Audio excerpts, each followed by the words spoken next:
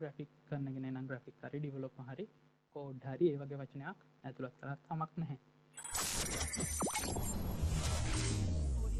ඔයගොල්ලෝ හැමෝටම දැන් ඊමේල් ඇඩ්‍රස් එකක් හදාගන්න පුළුවන් කියලා මම හිතනවා. සාමාන්‍යයෙන් ඊමේල් එකක් අලුතෙන්ම හදලා තමයි අපි Fiverr වගේ පටන් ගන්න ඕන කරන්න ඕනේ. අපේ තියෙන ඒවා අපි කොහෙට ලින්ක් කරලා තියෙන්නේ කියලා අපිට දැනුමක් නැහැ නේ. කියන්නේ ඉස්සර ඉඳන් අපි මොනා කරලාද කියලා ඊමේල් එක. ඒක නිසා අලුතෙන් ඊමේල් එකක් හදලා 2 step verification දාලා එහෙම පටන් ගන්න කියලා තමයි රෙකමන්ඩ් කරන්නේ ඔයාලා හැමෝටම Fiverr account එකක් හදනකොට. ඔයගොල්ලෝ අලුතින් ඊමේල් ඇඩ්‍රස් එකක් හදාගෙන ටයිප් කරන්න ඕනේ Google එකේ fiverr.com කියලා.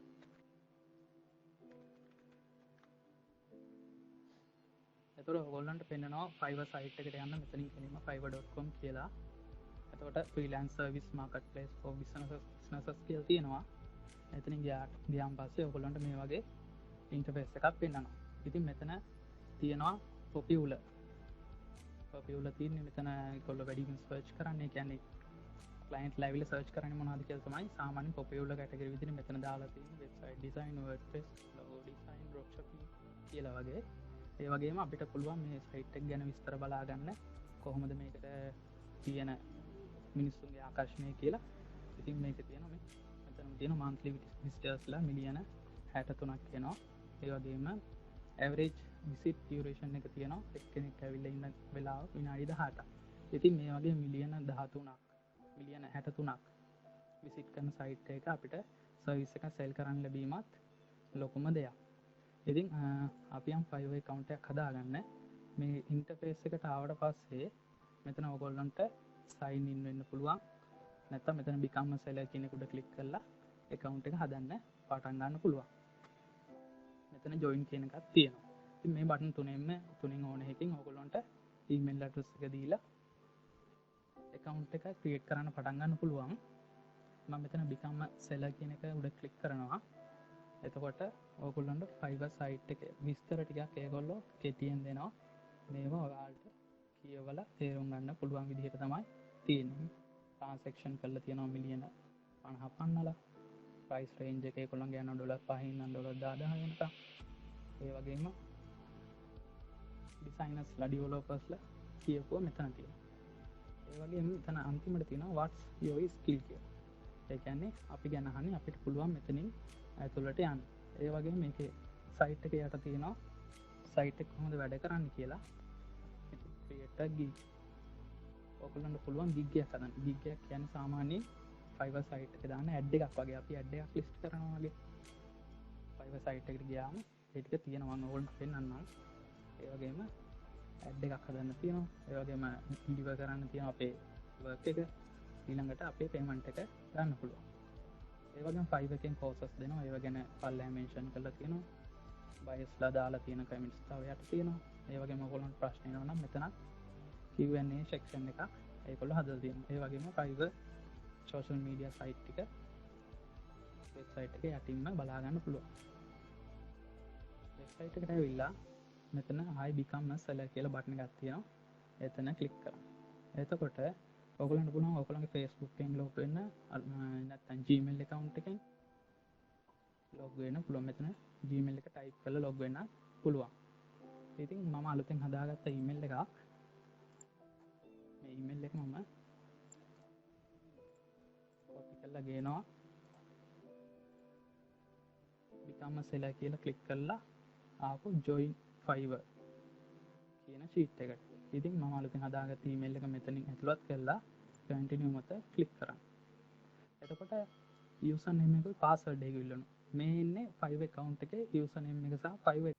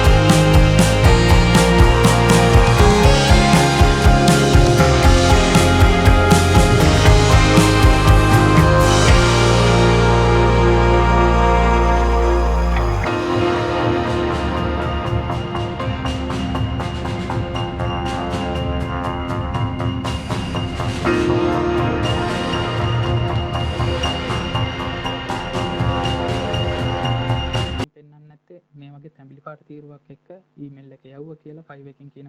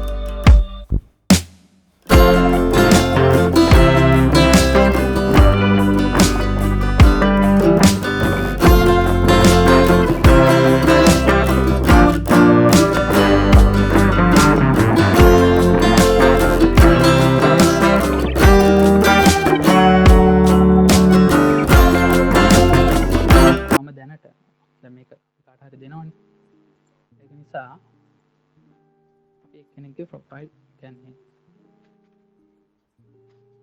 එක්කෙනෙක්ගේ මුණක් අපි දැනට දාමු. නැතුව අපිට අයිකන් එහෙම දාන්න බෑ. අපිට අයිකන් එහෙම ගොඩක් පහුවෙලා තමයි දාන්න දෙන්නේ. මුලින්ම අපේ ඇත්ත මුණ දාන්න ඕනේ. කියන්නේ මිනිස්සෙක්ගේ මුණක් දාන්න ඕනේ.